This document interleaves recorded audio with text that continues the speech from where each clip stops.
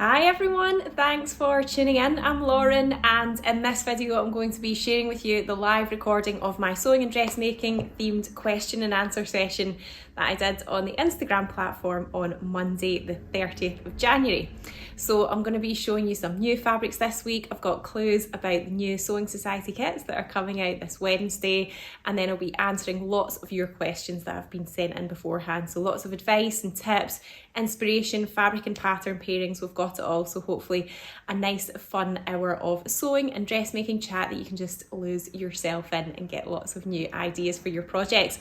If you do have a question that you would like me to answer in another session next week, then please leave a comment below and I'll add it on to my list.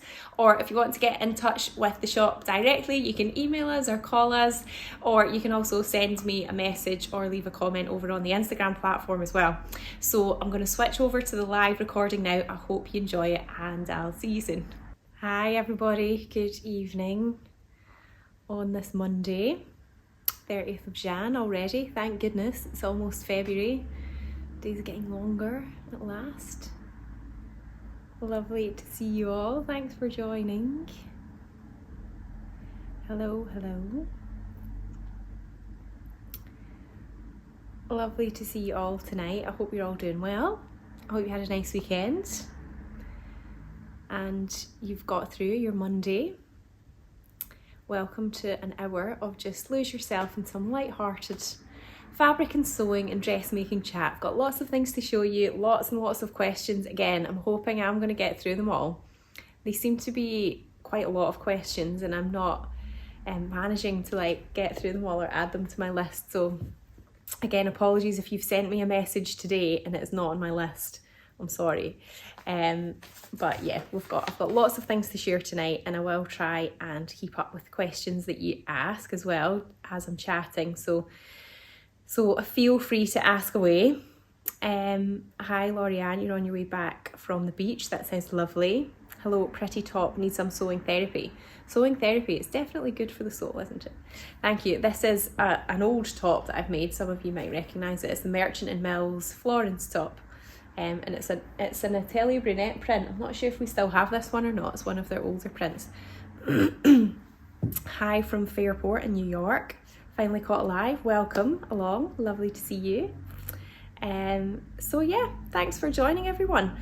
So yeah, I'm going to be showing you a few new things first of all, and then I've got a few hints for the new kits that are coming out on Wednesday, which is very exciting, and then I'll get stuck into your questions. So yeah, okay, we've got a few other comments coming in here just now. Hi Lauren, thanks for the info on the Cone Mills stretch denim. I'm wearing them now. I still need to put the button on and hem them. I'm very pleased. Oh, that's good. Yeah, were you the lady that was asking me about the sizing and the amount of stretch? I think I remember that now. Yeah. Okay, so in terms of new things, so I did put out the new fabrics video on YouTube last week. So if you haven't had a chance to see that yet and you want to have a really good look at all of the new fabrics that we've had in kind of over the past month or so, then it's a really good place to see them. Just see all of the fabrics, see them up close. It's probably a bit easier to see them up close in that than it is in a live because it's artificial lighting here. So yeah, you can see that as well, but I have got a few new things to show you too. So the first one, let me just get my head around where everything is. The first one that I've got is this really lovely viscose linen. It is 80% viscose and 20% linen. It's the Graphic Jungle viscose linen fabric. It's $15.90 a metre, so it is mostly viscose, so it's pretty floppy. But because it's got linen in it, it's got that lovely natural linen texture. This one's been super popular already. So it's just like a natural coloured background, and then it's got this black kind of leaf print on it, and it's really lovely. So you wouldn't need to line it, which is good, and it's going to work really versatile across lots of different garments because it gathers really nicely. So if you've got something that's kind of fuller style, it would look good. Dresses, tops, skirts, all of that sort of thing, I think it would be really nice. You probably could even make a jumpsuit in it as well. I think that would be nice too. So yeah, a nice new, more of like a summery one, but it seems to be, you guys have been really loving this more summery fabrics. We've had so many more summery ones in, and I was a bit worried that they'd arrived in the shop too early, but they seem to be popular. Okay, the next ones I wanted to show you are definitely not summery, and they're very much wintry, but they're really, really, really unusual. It's probably like more towards the end of the season for wool, to be honest, but I saw these ones and you don't often see things that are a bit more unusual, so I thought I'd get them anyway. So this, we've got it in 3 different colourways. This particular one is the purple woven multi-yarn knitted fabric. It's 19.90 a metre and it's a polyester wool mix, so it's got 40% wool in it, so it would keep you warm as well. Now this is a bit of a funny one because you can see here it's got loads of lovely textures in it, and what I really loved about this one is, can you see that really bright kind of neon sort of like corally colour in it? It's so nice, got loads of lovely tones in it. As I said, each 3 different colourways, they're all slightly different. So it is like a knitted fabric. See, when you look at the reverse, it's like, you know, it kind of looks like knitting. It does have a bit of stretch in it, like you can see it's stretching here, but it's not got a elastin in it, so this any sort of stretch or give is just coming from the way that it's been kind of like woven and sort of knitted together. I think you could do quite a few different things with this fabric. So you could definitely just stabilise it, like you could put woven interfacing on it, which would then stop it having give or stretch, would give it a bit more structure, and then you could make like a coat or a jacket with it, even something like the paper cut Nova coat, you know, you could do something like that with it. Or the other thing that I think would be really cool, and actually it's so warm if you still want to make something that's really warm, if you used it to make an oversized cardigan, maybe like the True Bias Marlowe, so something that is really quite sort of loose fitting, and then you could line it with the cotton teddy shearling fabrics, like that sort of fleecy fabric, and it would be quite thick, and it would be really, really warm, and I think that would look lovely. I think that would look really good. So yeah, that is one colourway. I've not got all 3 of them over, but I did bring over another one that's, the other one's like sort of more similar to this, but obviously not the same. And then the other one is this one here, so it's more sort of cooler kind of teals and greens, and then like this ochre colour in it as well. It's really nice.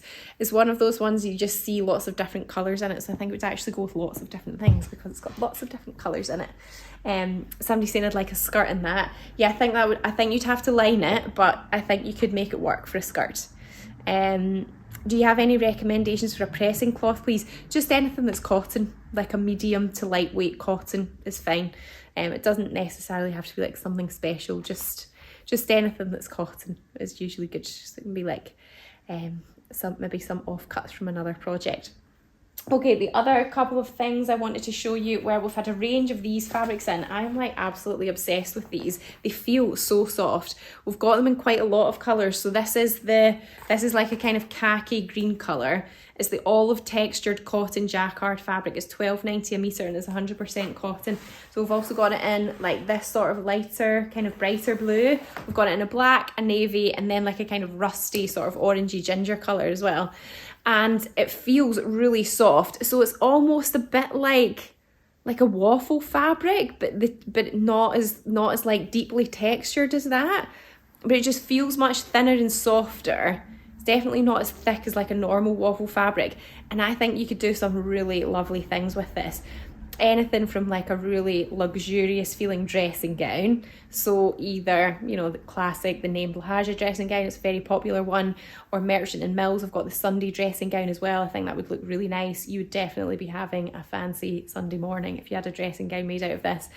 Or you could use it just to make a dress as well. I think the hinterland would work well. You could make a nice gathered or pleated skirt in it, or even like a simple top. It would sort of hold its structure a bit more, but I think that would still feel nice too, and it does feel kind of warm. I think it's because it's got the texture in it. It feels like a little bit warmer.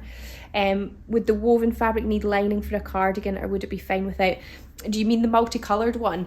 I think you probably could make it without, but it doesn't feel the softest on the reverse. So I would say you're probably going to want to be wearing like a long sleeve top under it if you didn't line it and you made a cardigan with it.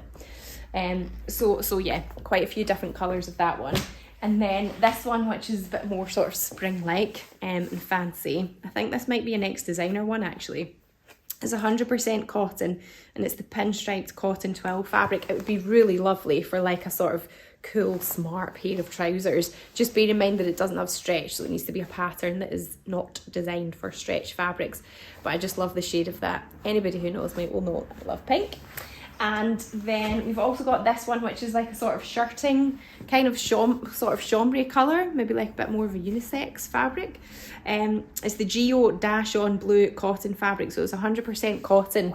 But I'm saying chambray because the one direction of threads is white, the other one's blue, so it does have a sort of two-tone appearance. And then that little pattern that's on it's been printed onto, it's not woven into the fabric, it's just printed on. So yeah, you know, it would be nice for like a nice crisp shirt, or a shirt dress would be nice as well, maybe like a little belt on it. I think that would look lovely. So yeah, a few new things there as well. And then of course we've got the Sewing Society kits that are coming out on Wednesday, and it feels like ages since we've had a new one because the last brand new one was at the start of December, and then we had that break in January. So yeah, this is like the first new one for 2023. I think because January just feels like quite a long month, doesn't it? Then that is why it feels like ages since there's been a new kit out. So I'm really excited about these ones, and we've been getting totally stuck into making all the rest of the kits for this year, and I am honestly like, I'm really excited. And in a couple of weeks time there's going to be a big exciting announcement coming out about the kits, about our 10th birthday party, so watch out for that as well. But I don't want to say any more about that just now, to build up anticipation a little bit more. So yeah, the kits that are coming out this Wednesday, so we've got two new ones. One has 3 choices of fabric, one has 4 choices of fabric. One is, they're both different types of fabric. One might be a woven, one might be a stretch. And I would say that one is like a bit simpler, easier. It's like a good core fabric and pattern that you would probably want to make lots of. It's going to be like a really strong kind of like a workhorse of your handmade wardrobe. Like, do lots of things, lots of variations, make it in lots of different colours, wear it with lots of different things. The other one would maybe test your skills a little bit more, so there's like more techniques in it, there's like a little bit more going on, and we've added a sort of customizable thing to the pattern to make it look totally different. It looks really good. So yeah, there's lots of new skills to learn, whether you're looking to challenge yourself and build things up a little bit more, or maybe you're just looking for something simple and quite quick to get going with, or you know, you're still a beginner and you just want something that's a little bit more digestible to take in. So yeah, make sure you're signed up to our newsletter to get first access to that on Wednesday if you aren't already. Okay, somebody's saying, hi Lauren, can you please explain the difference between your viscose linen and your sorona viscose linen? I'm looking for a fabric for a summery pair of shorts. So the difference is either really could be good for a pair of shorts. It depends what viscose linen you're comparing it against, because quite often the main difference with viscose linens between each other as well is the percentage of mix. So the higher the amount of viscose in it, the more kind of floppy and sort of lightweight it's going to be, whereas the higher amount of linen in it is going to have a little bit more structure and shape. So first of all, I would say it probably depends on how much sort of like structure and not rigidity, but like, yeah, just sort of firmness you want the fabric to have. And you know, if you don't mind them being quite floppy, and you know, maybe they've got like a gathered bit in the waistband or something, then a higher percentage of viscose is probably going to be totally fine. But if it's a little bit more of like a structured pair of shorts, maybe something like the Megan Nielsen Flint, maybe you want a higher amount of linen just so it's got a bit more structure. So the difference with the sorona is the sorona is like a specific type of fibre, and it behaves very similarly to viscose. It does naturally have a little bit of give and stretch in it. So the sorona, even though it doesn't have elastane in it, does actually have a little bit of give or stretch, but it's obviously still classed as a woven fabric. And I would say the sorona is really versatile for lots of things. You could definitely make shorts out of that. You could make, I've got a pair of trousers, the Merchant Mills Eve in the sorona linen as well, which I wear so much in the summer. It's a really lovely lightweight fabric to wear. So either would be fine for shorts. So I hope that helps. Okay, the next, so I'm going to get on to the questions that have been sent in beforehand now, and I've got a few sort of comments or inputs which are from people who've been watching on YouTube, and then I guess really because they're not watching in real time, they can't sort of contribute. So here's some comments that I thought other people watching now might find useful.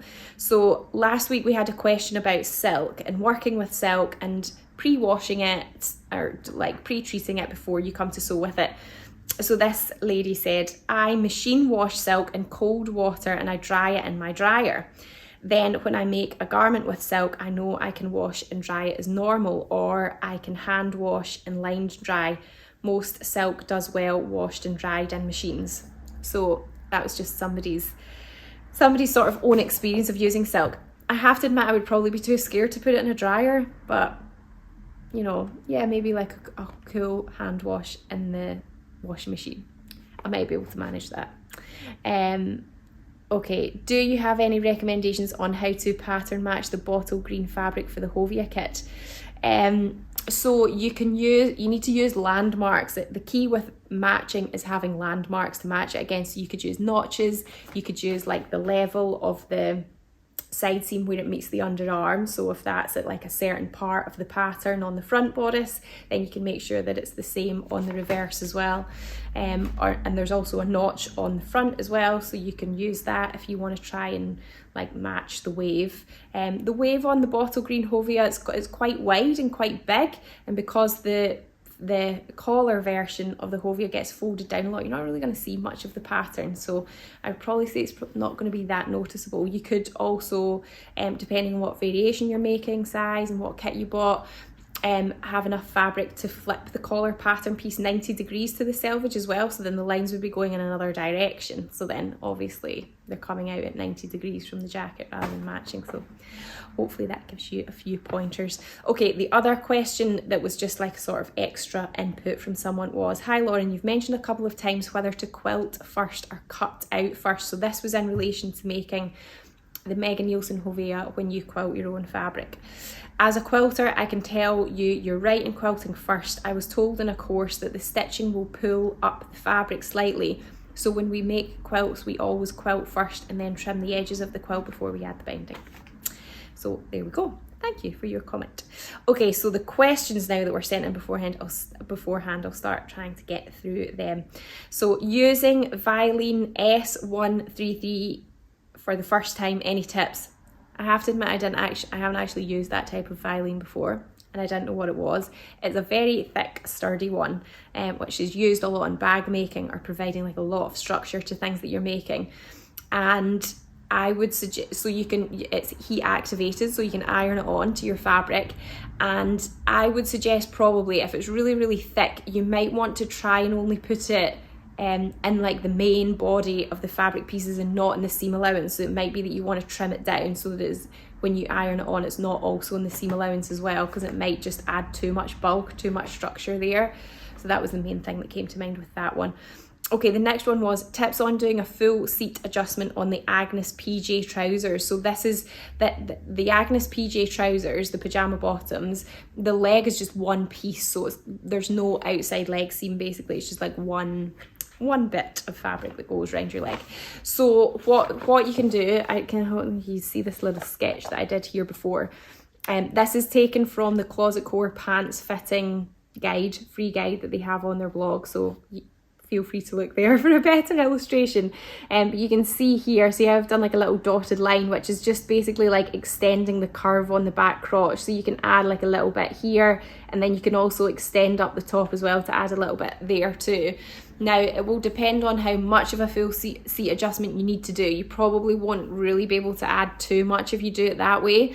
The other way is to sort of like is like the slash and spread method. I'm going to be honest, I'm not entirely sure if you could do that when it's in one piece, but what you could do is just cut vertically down there. So it's kind of like you're separating the front and back leg, and then do the full seat adjustment on the back only, and then kind of stick them back together again. So that could be another option to try there as well. So hopefully that gives you some ideas for what to try. This next one also in relation to potentially a full seat adjustment. I'm making a second pair of Heydays Dungarees. My first pair went well, but they ride up a little at the back. Can I just add an inch or so to the back pieces, or do I need to add it to the front and the back as well? I think it probably depends on the proportions of your body shape, really, to be honest. And also, the other thing I was thinking was, maybe do the straps need lengthened? Could that just also be like maybe an easier way to sort of stop it from riding up a little bit? But otherwise, you could just add a bit of, like, if you feel like where the fabric's getting pulled from is because of the shape at your hips and at your bottom at the back, then you can just do a full seat adjustment on the back if that's where you want to accommodate the extra length. Or it might be that you could do a bit of a full seat adjustment at the back and a bit of a full tummy. Obviously, I've not seen your body and your proportions yet, so I'm just giving you different ideas of what you might want to consider, depending on where you feel like it's sort of pulling from or where the restrictions are the most. But I suppose I think what you're asking really is that do you have to add it to the front and back? And the answer is no, you don't have to. It just depends where you're feeling like you need that extra sort of length in it, and it might be that you do just need it at the back over the bottom and you don't need it at the front. Okay, the next one was, how do I cut a bias skirt pattern piece which also has to be cut on the fold? I don't know how to place the fabric. So if you imagine that this is your bit of fabric and this is your selvage here, so to get the bias you need to be creating a fold that is at 45 degrees to your selvage. So here's your selvage, this is your bias which is at 45 degrees, and then that is your fold, and then you want to be placing your pattern piece onto here and cutting it out. So you're obviously going to have to like open the fabric right out so it's totally flat and then create that in there. Okay, so the next one was, I find using fine needle cord for skirts, they get baggy. Would you recommend a lining? I would probably say yes. In my experience, fine needle cords do tend to sort of stick to things quite a lot. So if you're wearing them with tights or with leggings underneath, it probably is going to sort of stick quite a bit. In which case, yeah, a lining is going to help with that, like an anti-static lining, or you could just make like a slip skirt that you wear underneath, so it's not like a lining that's attached to the skirt, it's just like a little sort of lightweight skirt that's made out of lining, I guess, that you wear underneath, and then you could wear it with other things as well, which might help to sort of stop them kind of catching against each other. Hi Lauren, hello. I've just joined. Is fine needle cord all right to use for the Emerson pants, please? Yeah, I think you should be all right. Yeah, I think so. I think it would be fine. I'm just like repicturing what the Emersons are like. Yeah, they've got like gathers at the back. I think it would be okay. Somebody else is suggesting wear a slip. Yeah, I guess that would be, if you've already got the skirt, then that's going to be like a quicker, easier solution than trying to do something to the skirt to add a lining in. Okay, the next one was, what's the best fabric to use for a jersey toile? The best fabric is going to be jersey. If you're ever making a toile or like a practice garment of a version, you're going to get the most accurate sort of representation of what the final thing is going to be like if you use a fabric that is as close as possible to your final fabric. Now, the main thing I would probably say with jersey fabric or stretch is that because the percentage of stretch can vary quite a bit between different types of jersey fabrics. This isn't how much elastane they've got them, this is how much it physically stretches. It can vary a lot, is that if for example, if you're making something that's quite tight fitted, then the percentage of stretch of a specific fabric is going to have more of an effect on the fit of the garment. If it's something that's a bit looser, then it's probably not going to make as much difference. But yeah, the way that you're going to get the most out of making a toile is the general rule is that you need to try and find a fabric that is as close as possible to your final fabric that will give you the best impression. The next one was, are you going to be running another sahsa trouser workshop? Hopefully. At the moment we're just sort of working out what we're doing with workshops over the next few months, but feel free to email us, we can add you to the inquiries list and let you know when any new dates are available. Okay, the next one was, I want to bring in an indigo dress. How would I go about inserting a side zip? So if you're inserting a side zip into something that's like got sleeves, or you're not really going to be having like the top of the zip like right up in your armpit, even if it was something that was sleeveless, then so if it's something you've already made, then you're going to need to like unpick the side seam and try and keep like the bodice and the top like attached just now. So it's just like you're unpicking the side seam, and then do your adjustment, like take it in however much you feel like you want to take it in by. And then when you come to insert I would personally put an invisible zip in. So you want to make sure that the length that you unpick is bigger than the invisible zip. And then I would be sewing it in and making sure that the seam line of where the bodice attached to the gathers was like level across it, so you can sew it in one side with an invisible zipper foot would be my personal preference, and then make like a little marking of where the seam line is and copy that over to the other side, so you get your zip sewn in, and then you just have to close the seam up at the top and bottom, so you're just then sewing the fabric down to the top of the zip here and then up to the bottom there, and then you've inserted it. Really, it might be like a little bit more fiddly to do at the top, maybe you might want to like hand stitch the last few stitches, but definitely doable. Okay, the next one was, I want to make a tie. Have you got any tips to stop it stretching out, and what should I use for the inner? So I have made ties before years ago, like literally like 9 or 10 years ago. Was trying to remember how I did it, because it was like a really simple sort of tutorial that I used, and definitely like you need interfacing in there to sort of like kind of stabilize it a little bit. But one idea that I did have, just because it might be quite hard to find like the right things to put in a tie, and also you might end up like buying a lot of stuff to make one tie. What you could do, I'm not entirely sure if this would work or not, but what you could do is go to a charity shop, find an old tie, take it apart and get the inner bits out of it. Like maybe they've got some like interfacing or like interlining in there that you could use to then put in your own tie with your own fabrics. But otherwise I would probably say, I had a quick look at it, and I would probably say some sort of cotton interlining, like a sewn cotton interlining. We don't have any that are sewn, unfortunately, and just watch out that if you're getting a cotton interlining, that you don't end up ordering something that is actually for curtains, because when you search cotton interlining you're probably going to find a lot of stuff for curtains, but I think that might be too thick for a tie. So anyway, hopefully that gives you some ideas. Okay, the next one was, I've just returned to sewing after a long break, and I've got lots of fabric in my stash from 2 years ago. Some of them I have no idea what they are. Any tips in identifying them?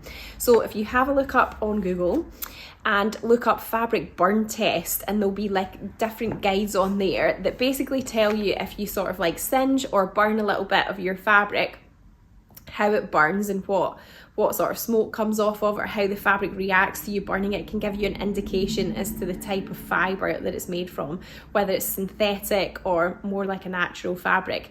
It's not totally accurate, because if the fabric's got a mix of different fibres in it, then sometimes you can get sort of mixed results, but it might help to narrow it down a little bit. I guess the other thing would be is that you could take them to a fabric shop, and maybe the person working in the fabric shop could help you. If you bring them in here, we can help you sort of have a feel of them and work, maybe sort of narrow it down and work out what they are. Or it might be if you just go into another fabric shop and feel different fabrics and see what they're called on the tag, you might be able to sort of compare them. But yeah, hopefully that gives you some ideas to work that out. Okay, somebody's saying, I don't know if it's still available, but So Over It used to do a tie kit that included all you need. Yeah, I do remember. I'm not sure if I think they still do kits every so often, but I'm not sure how many different kits they keep in stock now. Loving your top, Lauren. What pattern is it, please? Sorry if you've already said this, that's okay. It's the Merchant and Mills Florence top. Okay, somebody else is saying that they added ties to the indigo, so I guess that's another option. If you've already made your indigo and you feel like it's too big, is that you could make like a little belt and put belt loops on it and make a tie belt to sort of bring it in. Okay, let's see. Sew Me Something also have a tie kit. Okay, another good pointer there. Check out Sew Me Something for a tie kit. Maven Patterns do a lovely tie kit. Okay, lots of tie kit ideas. Thanks everyone. All right, so now we've got, do you have foam interfacing? I'm trying to make a cord bag, but what I have is too thick. I'm sorry, I don't have any foam interfacing. I'm not totally sure what that is either. But I guess it depends how much sort of structure you want in it. The bags that we've done as kits, when we want to add a little bit more structure, I usually just put the woven and cotton interfacing on it to add a bit of structure, but it does, you know, obviously depending what the main fabric is, it will maybe still be a little bit floppy. It depends if you want it to be like really firm or still have a little bit of movement in it. Okay, the next one was, my machine struggles to do buttonholes on the chunky knit fabric. Any advice? So I think really with the chunky knit fabric, you need to, it might be that you have to sort of give your machine a bit more of a helping hand. So it might be that you're sort of nudging it or kind of like pulling it a little bit to make sure it keeps moving and it doesn't get stuck. I mean, it is quite thick, chunky fabric, and it might be that some machines just can't handle that sort of level of chunkiness. So if you're really struggling to do it, I would suggest another option to consider might be just to sew buttons on and then hand sew the press snaps on the back so that you can close it. So rather than actually having buttonholes and buttons, you've just got sort of pretend buttons to make it look nice, and then you've got the press snaps behind it. Sew hot, do loads of different bag interfacing and hardware. Okay, good to know. So if there's like a specific bag interfacing thing that you want, that's one place to check out. Okay, now I would like to make a new cover for my ironing board. What do I need to put as an underlayer to make it thick? What I would suggest using, which I have used in the past before, is a cotton bump interlining, which is actually an interlining for curtains, but it's really quite thick and sort of almost like a little bit spongy. It's quite dense, and it will give your ironing board really good cushioning. I think it is quite important to have that on your ironing board, because if you've depending on what type of ironing board you've got, like the sort of main base of mine is almost like a metal lattice, and there are parts of my cover that have been squashed just from so much ironing and pressing. I do need to bump it up a little bit, but what can end up happening is if you've not got enough padding on your iron and you're ironing a certain fabric, sometimes the sort of imprint of like the metal base bit of the ironing board can then sort of like shine through on your fabric. So yeah, it is worthwhile having like a decent sort of padding on your ironing board. The next one was, how do you prepare your herringbone wool fabric if you plan to mostly spot clean it? I would say you don't need to do anything to it. Spot cleaning it is not going to significantly change the sort of way, what happens to the fabric at all, so I don't think you would need to do anything to prepare it. My next project is the named Esme cardigan, and I notice it says to use a sturdy knit fabric for the pocket bag. I wondered if you used a different fabric on the sample that you made.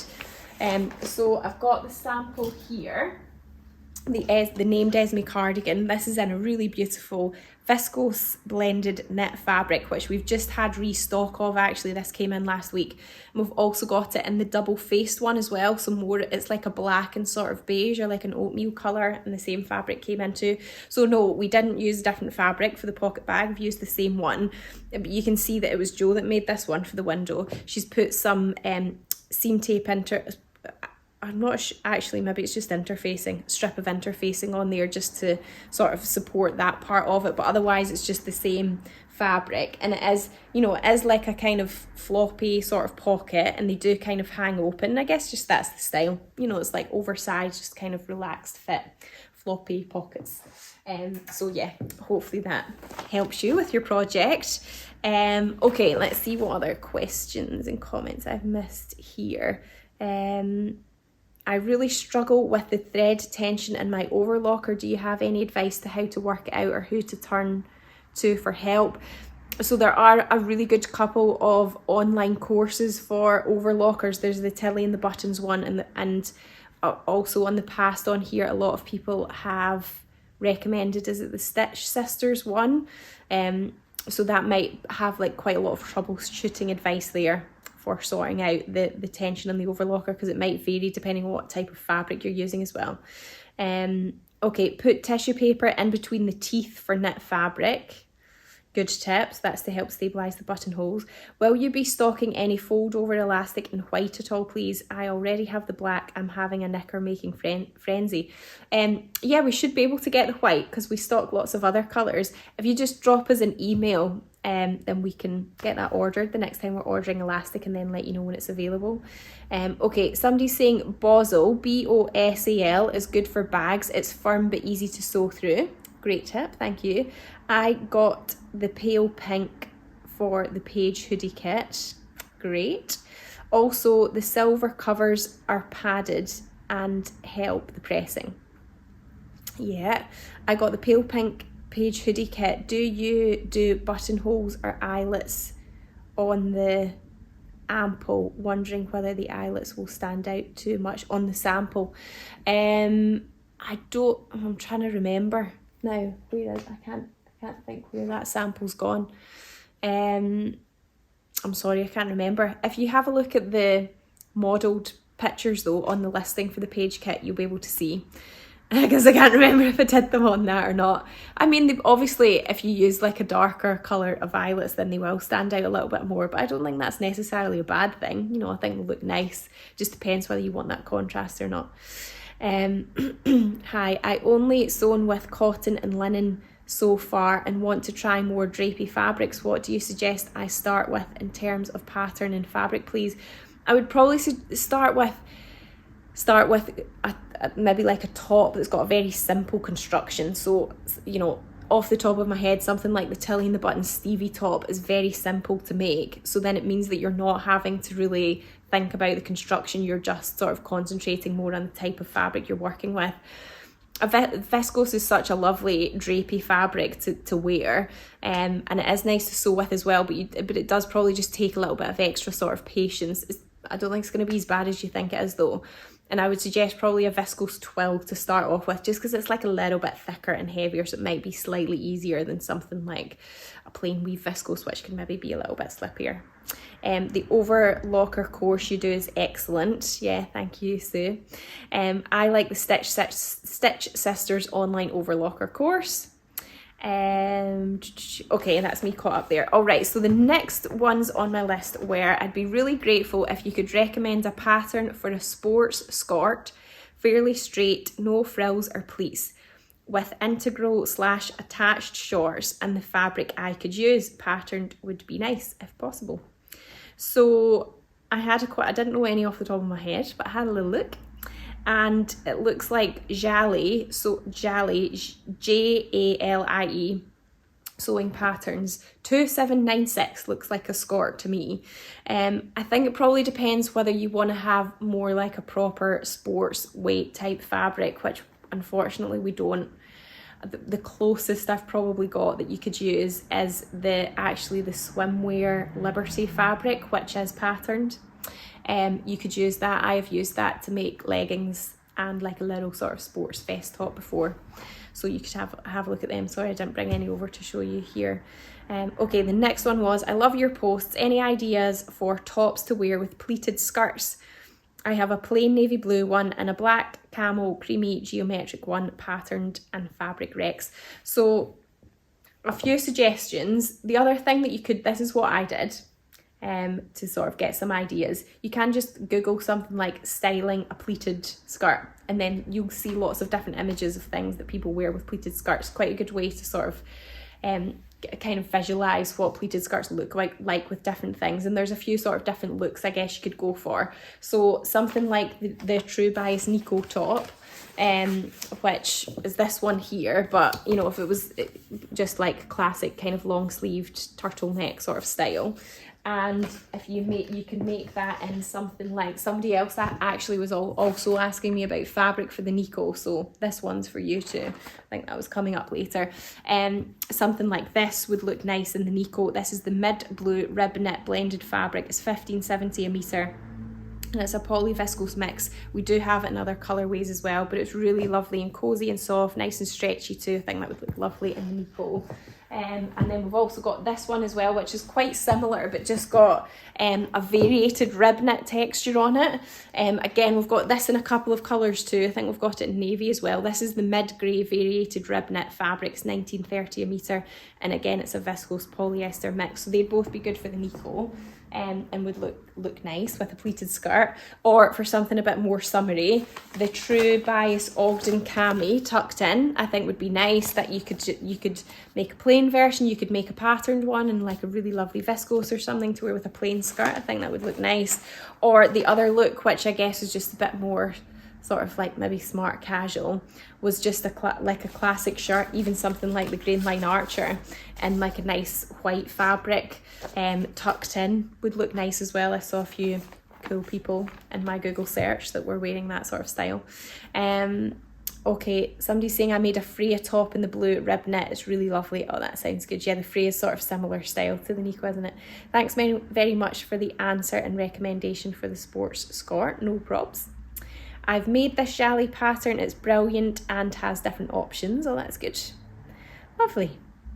Okay, so the next one was, can you show the damson Ramie and dress suggestion patterns? So this is the damson Ramie fabric here. It's 14.40 a metre. It's very similar to linen fabric, and this particular one is actually really similar in texture to our enzyme linen fabric. So it's, you know, it's fairly weighty. It is 100% Ramie, so it does have a little bit more structure to it, and it is this gorgeous sort of rich kind of royal purpley colour. So I was thinking it could be good for something like, where's it gone? I brought some patterns over. Some of these avid seamstress ones I think would look nice. The day dress, or what's this one? The shift dress, or also the hinterland dress would be nice in it as well. I think that would look good too. Okay, the next one was, is there a jersey knit you could recommend for a t-shirt? One that is not too drapey or thin with a little structure. So this would be, what's coming to mind for this one is a French terry, which is a really lovely fabric that crosses over quite nicely between t-shirts and sweatshirt patterns. So it's cotton, it's got the loop back on the back, which makes it feel a little bit thicker. It does still have stretch, probably not quite as much stretch as some of the regular sort of t-shirt weight jerseys, so you would either have to size up or you'd have to be making a t-shirt pattern that wasn't really fitted or had lots of negative ease. But this one's really nice. It's like a marled one, so it's the marled grey cotton French terry, and it's 13.80 a metre. And then we've also got it in a really lovely sort of like minty kind of sage colour. This is the muted sage cotton French terry. It's 15.60 as well, and it's cotton and a little bit of polyester as well, but again you can see it's got that kind of loop back on it, and it is just a little bit thicker and just got more structure to it. It's nice and easy to sew and work with as well, that one. Okay, the next one was a midi length skirt pattern for a denim material. So I've got a couple of different options here, because if it's like a denim-y thing you're wanting, there's a few sort of routes you could go down. You could either have more like a kind of classic sort of denim skirt where it's made out of thicker denim. So I don't actually have I just had this idea off the top of my head, so I don't actually have a pattern to show you for this one, but I'm thinking almost something like, actually Merchant and Mills have got one, or something like the Tilly and the Buttons Nesh, you know, where it's got like a fly and but it's a skirt, so it's a bit more like jeans but it's a skirt, like a longer version of that. And for that it would be more like thicker, heavier denim you'd be using, something like an 11 ounce. We've got like a really nice 11 ounce stretch and non-stretch denim that you could use for something like that. Or alternatively you could go for something lighter but still has a bit more structure, so the Merchant Mill shepherd skirt, it's like a sort of pleated skirt, but you could use more of like a lighter weight denim that's still, this one's still got a bit of structure in it, but I think it would, you know, would hold its volume really well. I think it depends what kind of look you want to go for. This is the midway indigo cotton denim fabric. It's 10.40 a metre. I think this would soften up as you washed it. But yeah, this is it here. It's like you can see it's like a little bit more crisper, like a little bit more stiffer, but it is thinner, you know, like you can make jeans with that, for example. It's not thick enough, but it would be nice for a skirt. Or then kind of going to like the other extreme, you could go for something like the Megan Nielsen wattle skirt, which is meant to be like a bit more fluid and flowy. It's like a little bit wider, it's more like an A-line shape. But if you used a denim, like, I'm just got it on this big roll here, let me pull it over. If you use one like this Tencel denim, which has got a lot of kind of floppiness and softness in it, then it would really work with a style like that. So you can see here, yeah, that sort of moves around. It's really lovely and soft. It's really kind of floppy, and you know, it would work in that kind of fuller style. So various different options, all for denim skirts, different styles, different types of denim can sort of give you those different looks. Okay, let's see. I'll get through a few more here and then I'll catch up on the ones that you're asking me. I want to make a full coverage 2-piece swimsuit using the Tilly and the Buttons Freya and the Helen's Closet Avery leggings. My question is about swimwear lining. Would I need to line the front bodice of the top and all of the shorts with a swimwear lining? What is the benefit for modesty, ? And shape retention? I would say it's probably going to depend on how thick your main kind of outer fabric is, because it might be that you do need to line it for modesty and just like feel like it's got a bit more sort of substance to it. Depending on what the main outer fabric is, you could just line it with the same fabric as well, and just, you know, treat it as a lining that way. Or if it's quite thick already, the outer fabric, maybe you don't want to line it with something quite as thick, you get like a thinner sort of lining. But I would probably say, I think maybe you would, to go to the effort of making something like that, I would probably say if you line it, you probably feel happier with the outcome. That's my own personal feeling from my little dabble into making swimwear. Okay, the next one was jacket recommendations for the Mind the Maker fabric other than the Hovea. The grain line tamarack looks really good.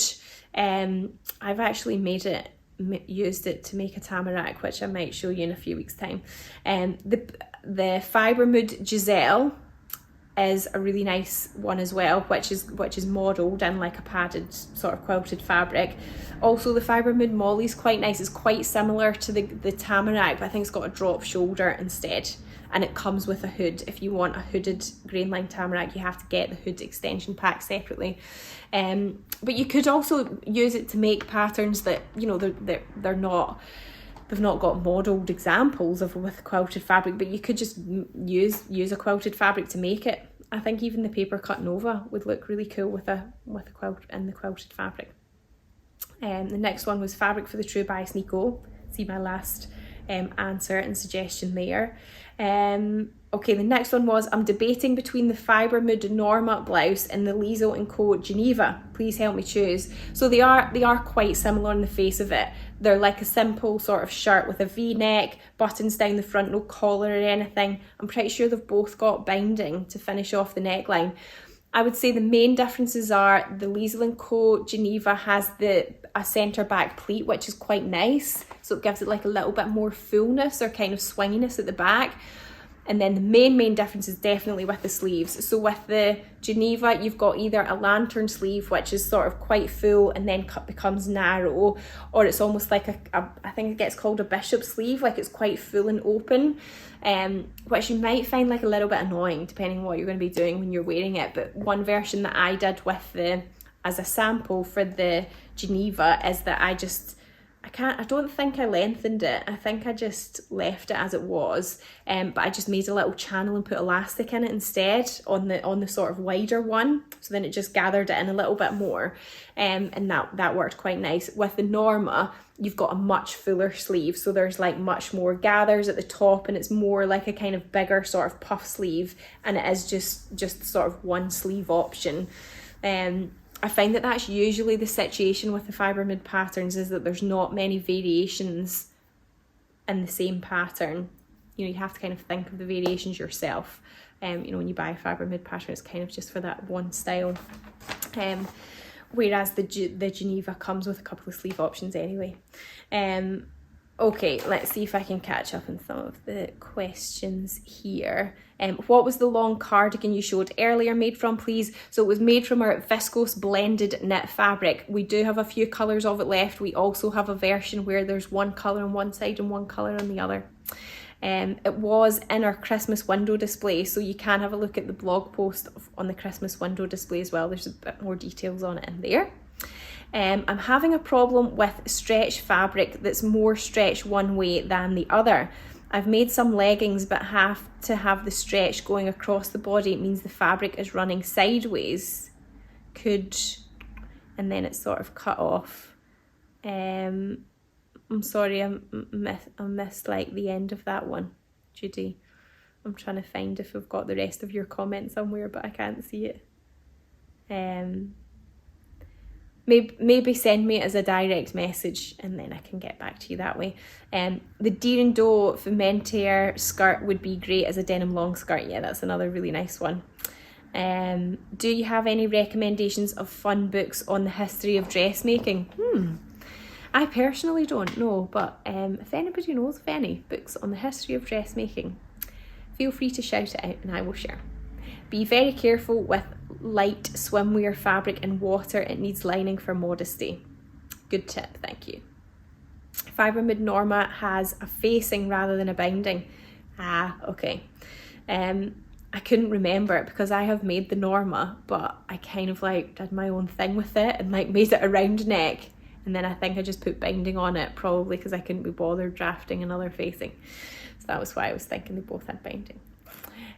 For the book recommendation, not dressmaking, but I love the golden thread, how fabric changed history, and I've got the thoughtful dressmaker on my read list.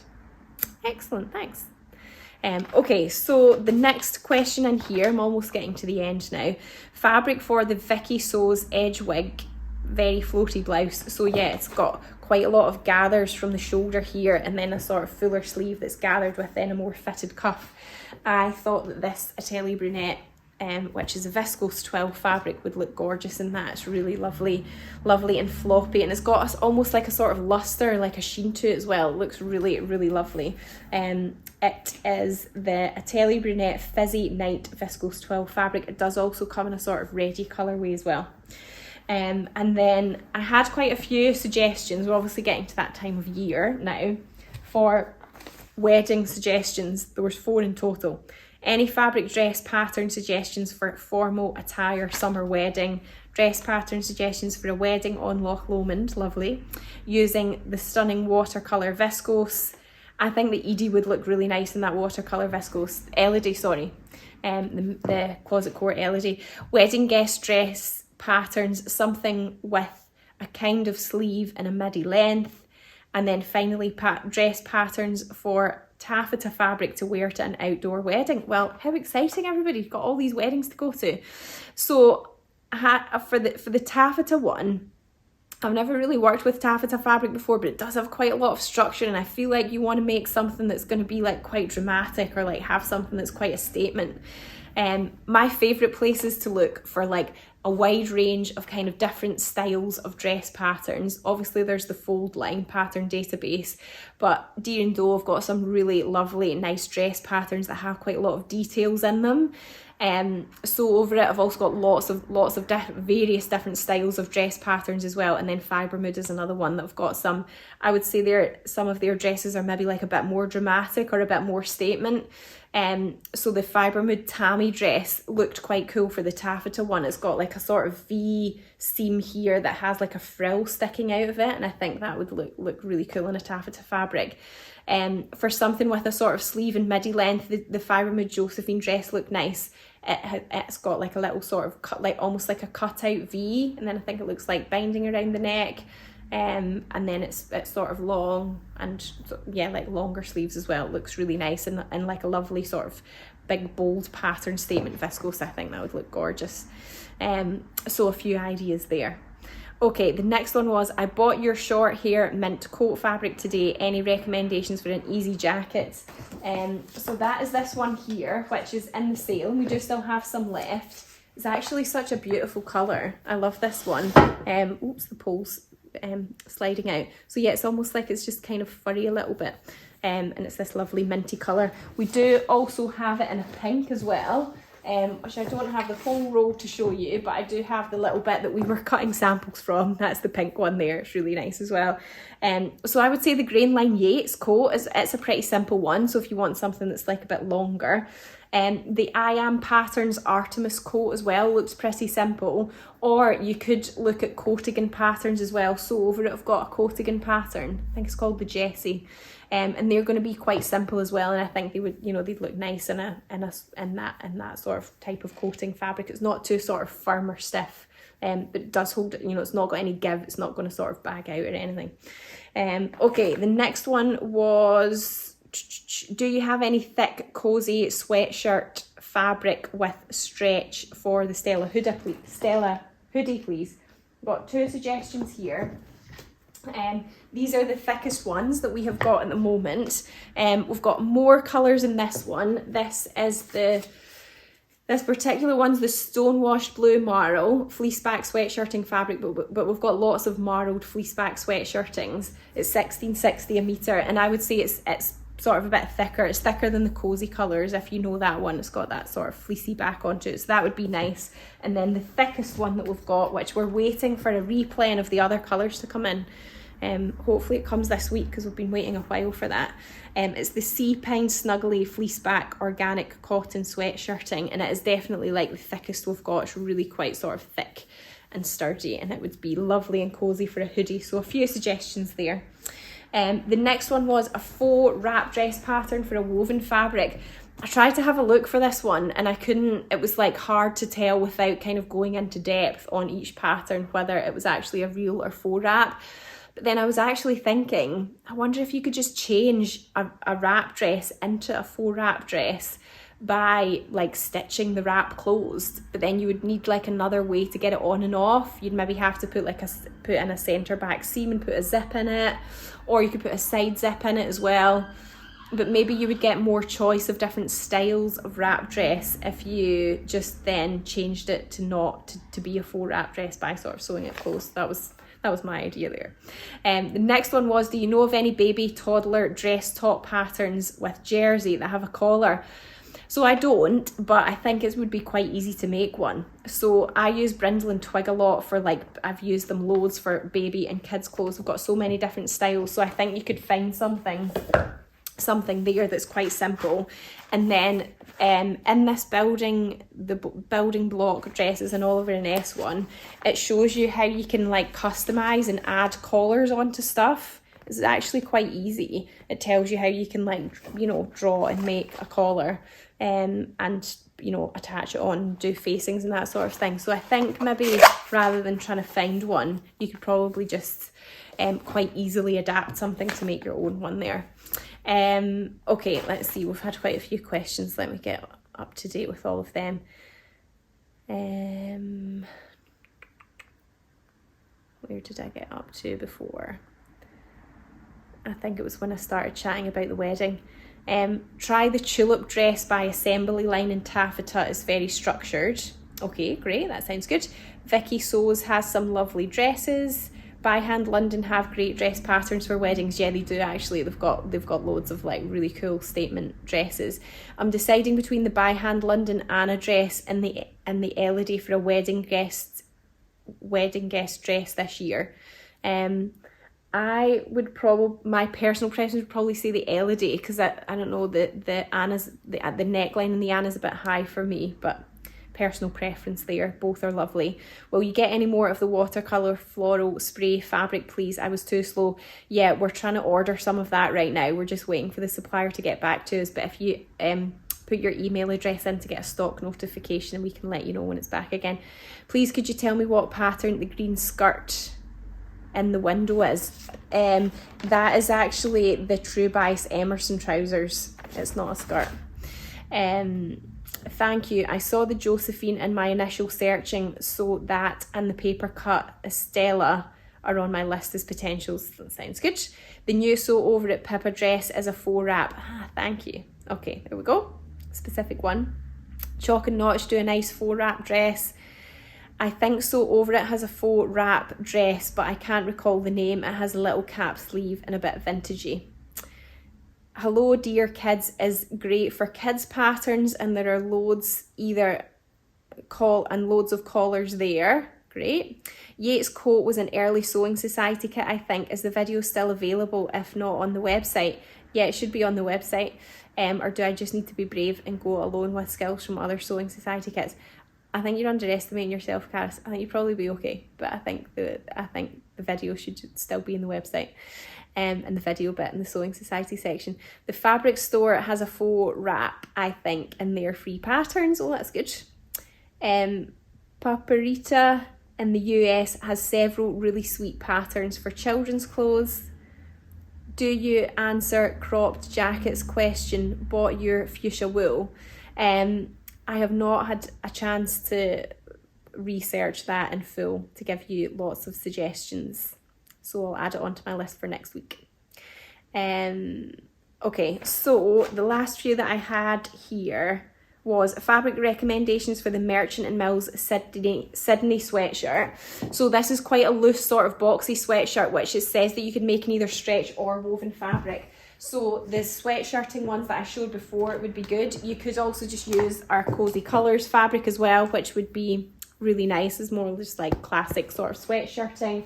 But then in terms of a woven option, I actually thought that this might be quite cool. This is the gauze quilted fabric. It would definitely sort of have a bit more kind of structure to it than the sweatshirting, which would be a bit more floppy, but I thought that actually matched quite nicely. That's our navy cuffing and then the navy gauze quilted, so a few options there. For the Edie top, that is, I've got a sample of that made up. That's this one here. It's got these lovely sort of fuller sleeves. So this was a cotton gauze version that we made for the window display a while ago.